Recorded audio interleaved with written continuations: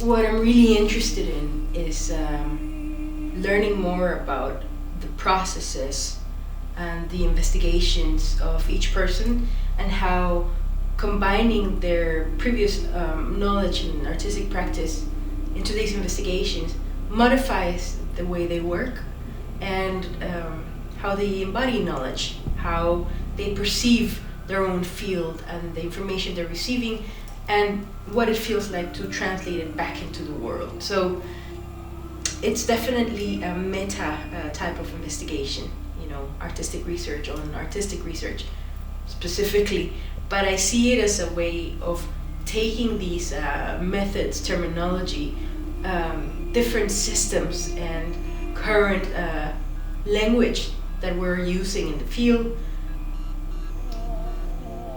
to translate it into ways that it can be used by anyone and everyone who's interested in the subject, whether or not they want to pursue the academic path.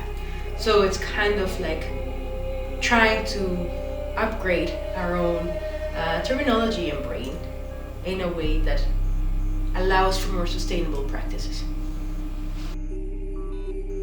My name is Elizabeth Torres. I'm a multimedia artist, I'm a poet, a literary translator, and a cultural organizer. I'm currently completing a master's in performing arts, writing specialization at the National Danish School of Performing Arts in Denmark. And as a final project, I decided to do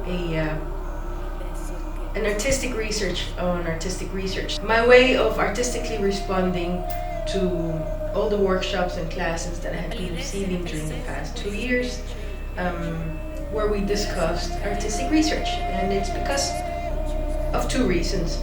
The main one being that I'm always curious for new knowledge and for new ways to create my work. As a multimedia artist, I'm always trying to borrow from different fields and techniques and paths.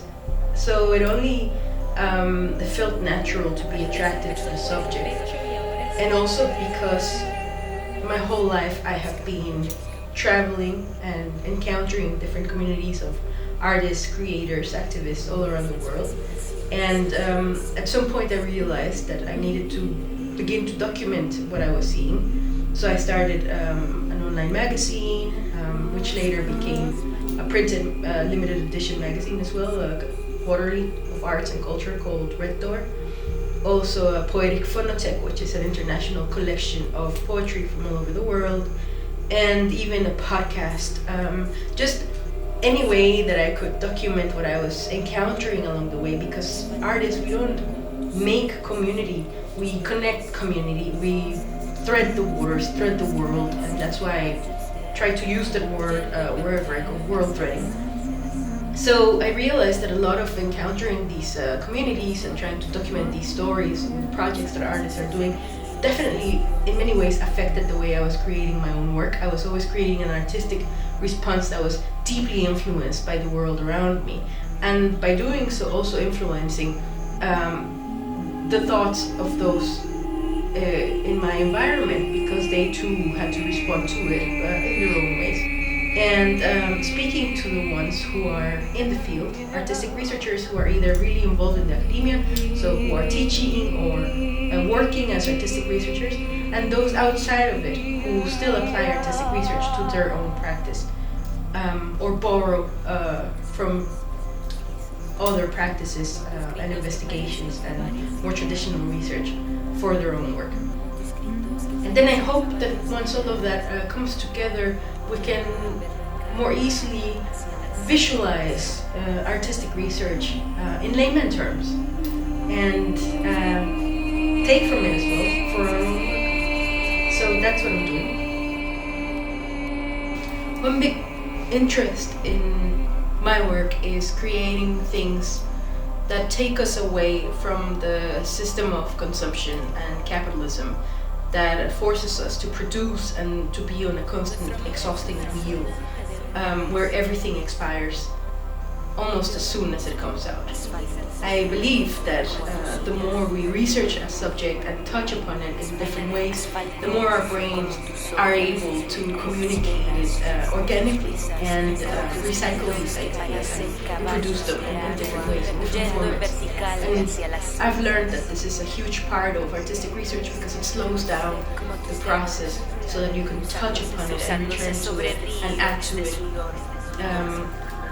And the way I envision it, it's a much more sustainable practice, which is not just in an environmental sense, which is hugely important to me, but also in a mental, sense, in the sense of well-being, the balance between our spirit, our heart as artists, and what we give to the world and how we connect to the world.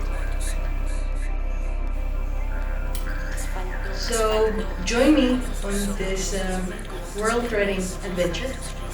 I'll be speaking to a lot of interesting people in many different fields and spaces and environments.